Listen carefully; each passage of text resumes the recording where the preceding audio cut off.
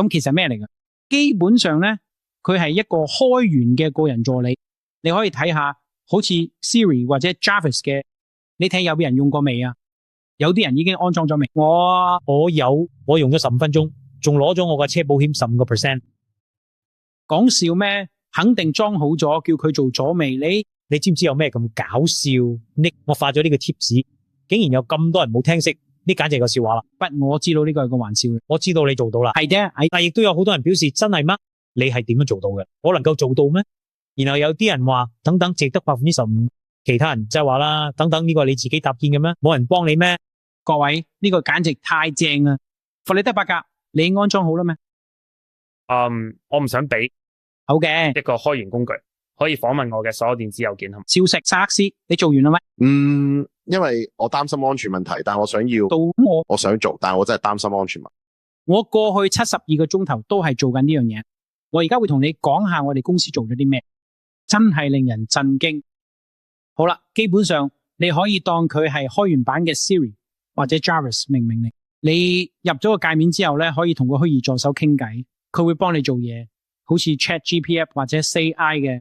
但係佢個運作方式就係，你會開一個虛擬機，如果你知咩嘢，或者你可以裝咗你部 Mac Mini 度，你當佢係 server 嘅 run，然後你會開始同你嘅服務做認證，例如 Gmail、Notion、Slack、WhatsApp， 甚至可能係你個密碼管理器，超級危險，冇人會好似 Claude 4或者 Microsoft 啲俾你咁樣做，因為實在太危險，講真。但係我哋真係咁做嘅，而且仲用佢哋做嘅。等我講下我哋做咗啲咩。我整咗一個虛擬 podcast 製作人，我哋為咗整咗個新身份，我哋開咗個新 Gmail 戶口 Sex， 開咗個新 Notion 戶口，新 WhatsApp 戶口，所有嘢都新開，基本上就好似請咗個虛擬員工咁，全部砌埋一齊。我哋仲俾佢做咗我新嘅 This Week in AI Podcast 嘅製作人啦，順便打個廣告先。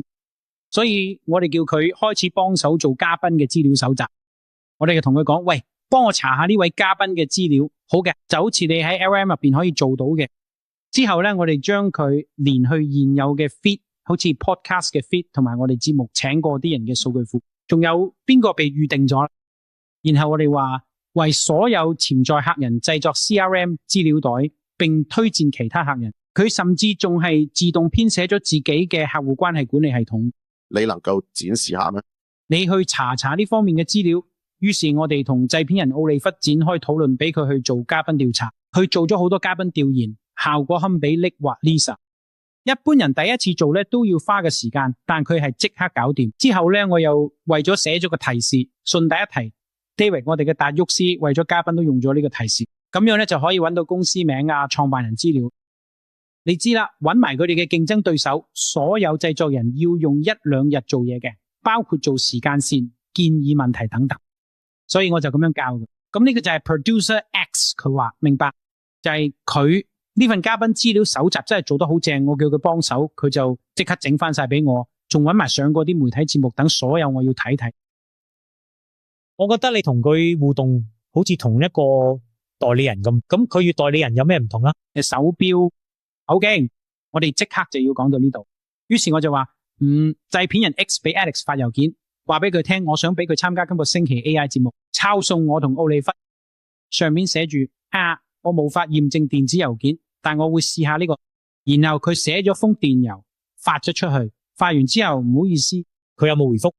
呢度就係發俾嘉賓嘅電郵，佢哋到 Hi Alex Jason Calacanis 想我聯絡你，邀請你上今個禮拜嘅 AI 節目討論 Exo Labs 你嘅分布式推理方面嘅工作，最近好似做咗乜嘢嘅小項目，如果你有興趣記得話我知。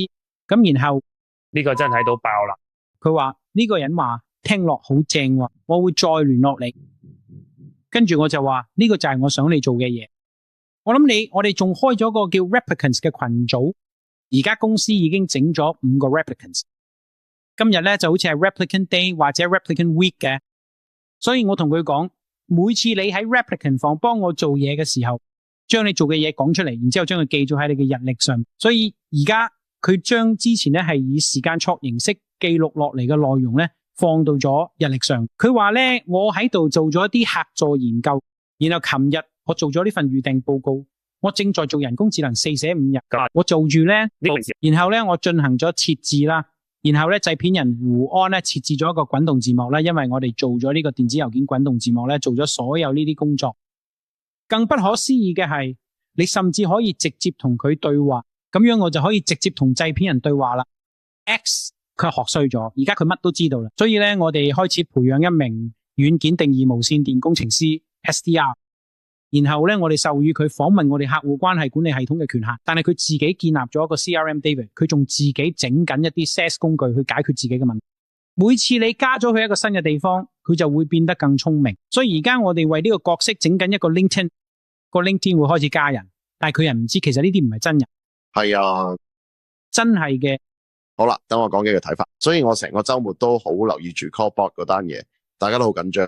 其實我都好想自己 set up，不過我真係太擔心安全問題，所以佢做。但我就睇住其他人點樣玩，我覺得對我嚟講最大嘅啟示就係今年會係個人 AI 助手興起咗1年，到而家為止 AI 主要都係以聊天機械人嘅形式出現，而且一直都係用嚟做研究工具。有啲人就正在查找資料，其實就係一個更好嘅搜尋工具。仲有一啲比較小眾嘅用途，例如幻想型聊天機械人。有啲人真係中意同機械人傾偈，但係其實最主要都係為咗更好喺網上搜尋同埋做研究。而家我哋就開始轉去一個完全唔同嘅形式，就係 AI 助手。佢係一個可以幫你做嘅代理人，而且佢會越嚟越擅長為你完成各種唔同嘅任務。每個人都將擁有呢款強大嘅 AI 智能代理。咁佢係邊個呢？呢一市場機遇嘅受益者。我嘅意思就係肯定會有一啲創業公司，譬如嗰個做 Cloudbot 嘅人，我估佢後來把佢改名為 Mobot， 或者佢而家叫 Mobot， 因為 Cloud 唔高興噶啦。而家佢叫 Mobot 啦。呢對 Google 係個大機會，因為問題在於邊個擁有數據。Google 有我所有嘅郵件、日曆、文件，呢啲正係如果 Cloudbot 安全，我願與之整合嘅數據。好明顯，我已經決定咗 Google 係安全啦，因為佢哋已經有晒我所有嘅數據。我覺得 Google 好有優勢去提供一個同你電郵同行事歷連接嘅個人 AI 系統。對於我哋用緊 G Suite 嗰啲人嚟講，都係當然，他公司都會有機會啦。但係我覺得呢個產品咧會大到可能成為 AI 嘅主流形態啦，即係會比而家嘅偏向研究用途嘅聊天機械人咧更加受歡迎。從政策角度嚟講，我覺得呢樣嘢會改變圍繞 AI 嘅政策討論，因為而家好多政策討論。而家圍繞 AI 嘅討論，其實都仲係打緊上一次社交媒體嗰啲仗，進入問答模式，即係有啲人當 AI 係一種社交媒體咁去對待。我成日聽到政策制定者問你睇會點樣保護小朋友唔受壞人侵害，但係等等，你講緊邊啲壞人啊？呢個唔係社交媒體，啱唔啱？我明白，如果你想保護小朋友，唔好俾啲咩花巧嘅聊天機械人教佢哋做壞事，我都明。但係其實呢樣嘢好唔同，係咪？呢個根本就係一個完全唔同嘅模式。我覺得代理人 agents 興起之後，大家就會明白我哋面對佢哋唔再係社交媒體，可能有嘅地方同之前政策戰爭有啲相似。我哋以前為社交媒體爭拗過，但係我覺得今次真係好，所以我覺得 Cloudbot 係一個突破啦。我覺得呢個真係一個好有趣嘅概念驗證。我哋都要再睇下到底邊啲會係最大贏家。我覺得有趣嘅地方係，如果我同你講，喂，將來會有 AI 私人助理，你心入邊一定會有個諗法，覺得嗰樣嘢係咩意思？即係好似話佢可以幫我改行事曆，幫我查下旅遊資訊啦，幫我哋 email， 幫我總結嘅內容啦，類似呢啲嘅。但係我覺得大家未必意識到呢種感覺，就好似你第一次嚟 Tesla 用 FSD 或者第一次用 iPhone 嘅，你會發現原來可以做到咁多嘅好多，佢會擴闊你對可能性嘅想象，唔淨止係你本身睇住嗰種助理，而係一個超級打工仔嘅。而呢個超級打工仔好似 J 咁，照 Cal 嘅講法啦，佢又可以幫你排 schedule 管理日曆啦，構思新意念做知識型工作，甚至寫新嘅程式碼，可以整嘅 CRM 工具，安排嘅旅遊，基本上佢都做到。如果你開始佢像有一對超級打工仔，你會覺得哇，原來可以做到咁多嘢。而家再睇下伊朗做緊啲咩？尋日咧，伊朗嘅 Fremont 咧停咗 Model S 同 Model X 嘅生產線。順帶一提，你知唔知其實1年前我都未擁有過 Tesla， 但係我真係俾 FSD 全自動駕駛嚇親。所以上個星期我哋又買多啲2部 Model X。而家我成家人都用 Tesla， 因為個體驗真係好到不得了。但佢哋而家停咗 Model S 同 Model X 條生產線，係為咗整 Optimus。所以如果你都有 J Cloud 講緊同經歷緊嘅嘢，但係你仲真係有實體嘅時候，數碼化呢個就係未來每個人都有一隊超級勞動力。你擺兩部 Optimus 嘅你個車房，佢哋幫你起生意、打理生意，咁到時每個人都變咗創業家。Jason，我之前預測過咩啊？其中一個預測即係話佢哋會合併嘅公司啦。然後呢周係發生咗咩事？咁啊，正在發生。顯然啦，或者我唔應該話佢正喺發生啦，其物不明。發生咗，但係佢哋卜卜結合咧，我之前嘅銅礦預測咧，我而家差唔多要退休啦。你知道嗎？銅價一個月內咧上漲咗26%。哎呦，換算成年化利率係幾多 ？Sam， 你睇下呢個我哋邀請嘅 Craft Ventures 嘅人上嚟，不過我唔記得佢邊個會佢參加今個禮拜嘅 AI 節目，所以我問嘅，你可唔可以話我知係邊個做？佢話哦，我揾唔到喎，我就話哦嘅 Notion Database 入邊有冇？跟住佢就去揾到啦。哦，原來係 Craft Ventures 嘅 Mike Robinson 2月24號會上嘅，仲有 Craft 嘅 Brian 或者其他人都會嘅。不過佢之前咧係參加咗另一個 Liquidity Roundtable， 我就話喂，你可唔可以 email 俾 Mike？ 我想同佢做個 pre-show call。Send 咗 email CC 埋 Heidi， 我未俾佢權限啦。佢問啦，佢唔攞啲最方便嗰3個時間啦，全部都搞掂晒噶啦。大家你睇下而家發生緊啲咩？真係嘅，我可以話製作人一個星期做50個鐘頭，呢個已經幫你做咗40個鐘。至於 SDR 做乜嘢咧？呢個已經做到95%先啦。呢樣嘢會越嚟越誇張，因為佢會不斷學習。而家呢個 API 賬單都會攞咗。我哋第一日用嘅時候咧，已經用咗成100美元，我哋 API call 一日會用到成1000美元，所以我嘅團隊就話：呢度有好多 API 調用，因為啲人喺 Slack 裏瘋狂咁創建各種代理。好消息，必應。我哋正喺度訂購 Mac 電腦，工作室嗰啲功能強大嘅工作室，譬如開啟咗最大內存嘅嗰種，佢哋用嘅係 Kimi， 咁係新嘅開源版本咧，所以咧我哋正喺安裝，係嘅。我哋將 Kimi 放上去，我哋將擁有免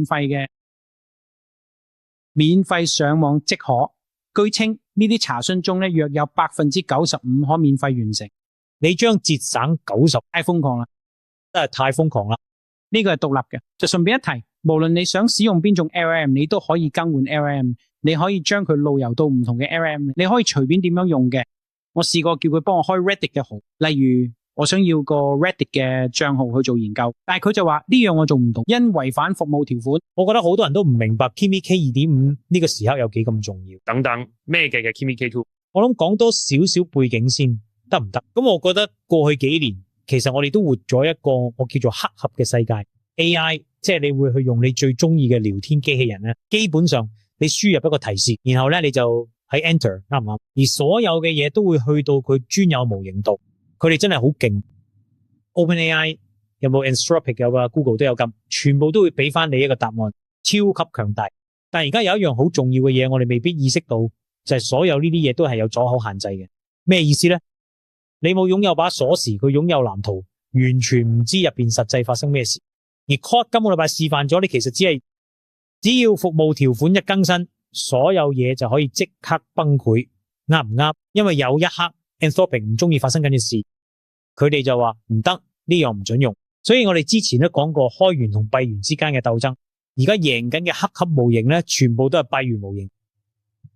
但開源之所以重要咧，就係因為佢夠透明，佢可以俾每個人都有自己嘅主權，無論你係公司。講真，更加重要係如果你係一個國家，開源都可以俾你掌控自己嘅發展速度，執行上有好多自主權，你可以審核模型嘅權重。仲可以自己喺自己嘅硬件上面運行，而最緊要嘅係你嘅數據永遠都唔會離開你自己嘅掌控。所以咧，即係開源真係好重要，但係開源一直都好似係個弱者，而且表現都唔算特別好啦。喺今個星期你起身翻工 ，Kimi K 2.5 變得好重要。所以點解佢咁重要？就係因為佢真係好有深遠影響。佢係一個有1萬億參數嘅專家混合模型。當你將工作分派出去，專有模型就會保留住嗰啲嘢，代理層都係有啲秘密嘅入邊。Kimi K 2.5 就好似話，喂，睇下啦，呢個叫做 Agent Swarm 咗嘅，呢個係我哋開發嘅技術，而家都公開嘅。佢可以俾你建立晒成100個子代理，咁你就可以用佢並行解決任何複雜多步驟嘅問題。所以我覺得而家就係關鍵時刻。如果要我預測，我覺得而家真係有個好清晰嘅機會，橫跨閉源時代，我認為開源軟件能夠獲勝。點解？係啫，因為當 Kimi K 2.5可用嗰時咧，佢就讓呢種萬億參數嘅嘢民主化咗。理由就係你而家原本無法獲得呢種嘢，而家你可以將視覺信息轉化為代碼，你可以創建巨大嘅上下文窗口，真係難以置信啦！而且人人都可以使用，所以咧喺此嘅基礎上邊繼續發展。你講得完全正確，我認為呢樣嘢真係好大件事，你可以運行嘅呢個就係另一樣嘢。咁到底有邊兩個限制因素喺度？我其實唔係好中意嘅本地 host 嘅模型，我覺得全部都係廢話同埋好唔穩定，全部都好似咁細路喺度亂玩嘅。邊啲模型啊？我覺得本地運行咧，佢哋係蠢嘅，同埋好唔穩定。開源嘅重點咧，就係要佢嘅模型去到嘅大型數據中心，係要用新一代嘅晶片。我哋上個禮拜或者再之前咧都講過呢樣嘢咧，特別係 Grok 之後咧，我覺得之後咧你會見到解碼晶片大爆發啦。如果你將呢啲新一代系統同開源結合 AI 嘅成本可以減90%，結心啦。如果你咁樣做咧，你知道你日日嘅賬單就會係$10。係啫，你就係唔肯罷休。對我嚟講，有趣嘅係咧，就好似翻去呢件事本身，就好似運行佢咁樣。而家有人已經整清楚點樣將 Mac 工作室串聯起嚟，確實咁啦。你可以睇到嗰度有兩堆嘢，啲人開始堆疊呢啲嘢啦。呢個係運行開源軟件嘅通用硬件。咁做有兩個好處。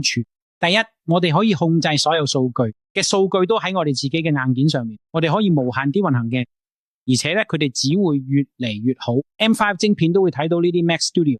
如果你想要更大嘅效能咧，你就可以再堆多啲開源模型，都越嚟越易用啊。所以將來會發生嘅事就係我哋90%或者95%嘅工作咧都會交俾本地硬件去做，我哋會控制住佢。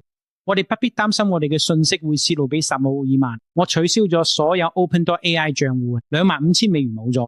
大型嘅模型製造商創造增量收入來源只係時間問題。呢個我哋咁嘅用戶啦 ，Jason 需要獲得所有貼士同埋回覆數據嘅授權，而且你賺嘅錢係好可能足以支付託管同埋運行呢啲模型嘅所有費用。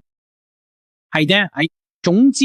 呢種感覺就好似呢個真係一個好重要嘅時刻。係啊，感覺真係一個好大嘅時刻。咁然後你知啦，唔好講如果咩時候你覺得 Freebird 我哋可以喺度用到，咩時候我哋可以喺自己部電話用到，咩時候咧我哋會開始用 Kimi。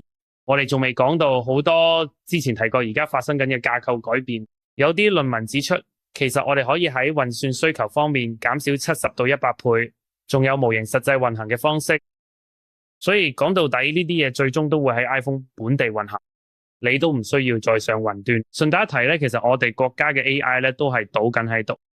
我覺得如果你真係將所有呢啲論文嘅方向發展落去咧，影響會好大。好多州都寫咗嘅好愚蠢嘅法例，而嗰啲立法方法都係好死板嘅嚟做。佢哋只係將 AI 視為一個由單一公司嘅數據中心運行嘅聊天機械人界面。但係如果所有嘅模型最後都係本地運行嘅，唔同機器開源、唔同情景、唔同用途下用，就好似我哋一開始講嘅，所有立法者對 AI 應該點樣規管嘅無聊愚蠢巨居意見，到頭來都冇用，或者只會令現實世界發生緊咩事更加混亂，咁樣會令我哋陷入危險。我非常支持政府內部有人推動通過聯邦 AI 優先法，避免州同地方政府搞咁多無謂嘅。我認為人工智能嘅呢種演變，從封閉模型集中託管喺數據中心到聊天機器人界面，所有呢啲層面都被打破。你會好快意識到點解需要聯邦政府對此類技術進行優先控制，因為啲人喺呢方面走得太遠啦。呢個將限制創新。係嘅，你睇到啦咩？顯然我同意呢一點。咁再一次為咗進一步說明呢一點，你唔能夠低估華盛頓嘅政策辯論喺幾大程度上取決於一個單一嘅用例。我就係呢個意思。咁係一款小眾嘅奇幻聊天機器人應用，正確嘅係啫，係啲人只係知道呢啲嘅，就只會呢啲。咁後來就變咗恐怖故事。我係話貨真價實嘅恐怖故事。但係話說翻嚟啦，呢個並非人工智能嘅主要用途，而且肯定1年之後都唔會係咁樣。你可以咁樣想象下，如果互聯網啱啱出嚟嘅時候，而頭3年咧，互聯網上邊唯一發生嘅事就只有色情網站，然後大家就話好吧，我哋要監管互聯網啦。但係其實等一等咧，呢個用例真係好無概頭，不如我哋退一步睇下互聯網其實可以帶嚟啲咩可能性。所有其他嘅應用場景同埋立法咧，其實都要用更大嘅視野去制定，同埋可能而家要下定論都仲係太早。係啊，你都會睇呢啲嘅對呢啲公司嘅估值會有咩影響？即係如果你可以佢自己嘅硬件本地運行咧，佢哋自己裝機又得，擺上虛擬機都得，開完就會贏。佢將徹底改變經濟格局。我喺創業公司入邊接觸嘅人，亦即係嗰啲總係能夠最有效咁利用技術嘅人，佢哋都喺度使用 Kimi。另一個係乜嘢？有查馬斯咧，其實我想問你一個關於呢件事嘅問題。所以 Kimi K2 功能強大嘅車型，但係佢係中國車型，或者至少起源於中國。好明顯，一旦開完，大家都可以 fork 咗整自己嘅版本。但係其實你自己會唔會有一啲擔心？特別係針對用嚟編寫程式代碼呢個用途，如果萬一真係有個隱藏嘅秘密指令或者 prompt 入邊咧，零日攻擊或者咩嘅乜嘢？即係話模型入邊有啲隱藏嘅嘢可以注入有問題嘅代碼。而家有咁多代碼都係由呢啲模型大量咁寫出嚟，即係啱啱開始嘅時候，人類都會檢查晒嘅代碼。但係而家連 Cloudbot 嘅創辦人都話佢都唔會檢查晒所有代碼，因為佢根本佢可能親自監督晒。所以而家 AI 寫 code 咧佔咗比例越嚟越大，依家可能都已經有50%咁多。如果去到9%，根本冇人再檢查，你真係要擔心 prompt 注入或者代碼注入。我覺得你講嘅一個好重要嘅重點。而家我哋過分依賴 Evo 去判斷一個模型有幾好，我覺得我哋其實未建立到一套標準，即係大型模型公司會自己內部做，但係負責幫佢模型做紅隊測試嘅安全團隊咧，其實都唔係真係以一個大聯盟嘅合作，每個人都有自己一套方法去確保自己個模型夠好夠有表現。我覺得呢度有個機會，因為總要有人可以睇一個開源模型嘅用。假設你係法國，你會睇佢我哋成個 AI 競賽入邊究竟喺邊度？我根本唔喺度。我哋有一大堆想開發嘅應用程式，而且我哋需要自己主權嘅 AI 技術堆疊。咁好啦，我哋就冇 Kimi K2.5 咁用。Sex， 你講得啱，佢哋要點做先？可以完全確保嗰個模型喺任何情況下都可靠同安全。老實講，我而家都唔知佢哋會點做，但呢個就係個機會，因為總要有人可以話，好啦，我哋會用以下呢啲方法去做沙盒測試，我哋會喺所有呢啲極端情況之下運行，我哋會考慮所有呢啲特殊嘅情況，以便話俾大家聽，佢確實可以正常運行啦，然後你就可以使用佢啦。但係嗰需要幾長時間呢？咁到嗰陣時，我哋係咪已經到達咗 Kimi K3？咁法國該點算啊？我唔知，呢啲都係複雜嘅問題。